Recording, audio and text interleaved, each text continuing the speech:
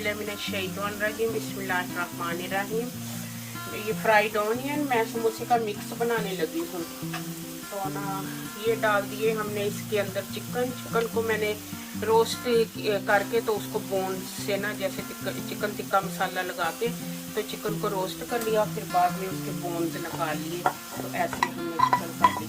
तो ये समोसे में खाने के लिए बहुत इजी हो जाएगी इंशाल्लाह। थोड़ा सा सॉल्ट, इसलिए हमने चिकन के अंदर काफ़ी पहले सॉल्ट डाला है। ये स्वीट कॉर्न और पीज ये भी मैंने बॉईल करके ठंडे कर लिए हैं। दरदरा पिसा हुआ कोरिएंडर सीड,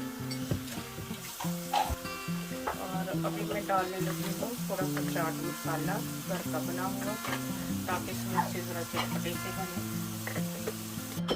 ये मैंने थोड़े से आलू, जैसे 300 ग्राम आलू लेके उनको बॉईल करके तो उसको ऐसे मोटा मोटा ऐसे मशी कर लिया है।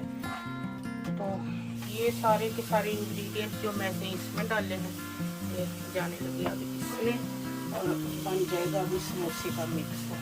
आज हम बनाने लगे हैं दो तरह के समोसे। एक तो पंजाबी समोसे जो होते हैं वो बनाएंगे, और एक आजकल जो कोन वाला समोसा हर कोई पसंद कर रहा है, तो वो कोन वाला समोसा मैं बनाऊंगी मेरे स्टाइल में।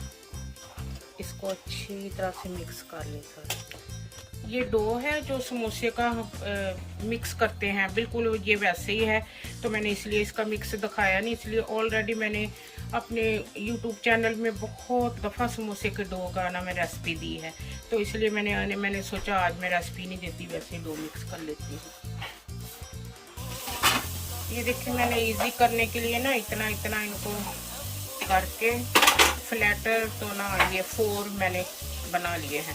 तो 4 को हम बेलते हैं तो फिर हमारे लिए ना इजी हो जाएगा सारा।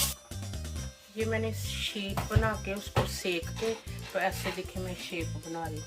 देखा, ये हमने थोड़ी सी हीट अप कर ली है उधर तवे पे, फ्लेम पे। तो ना अब हम इसमें से शेप से ऐसे निकाल दें। शेप हम यूज़ करेंगे।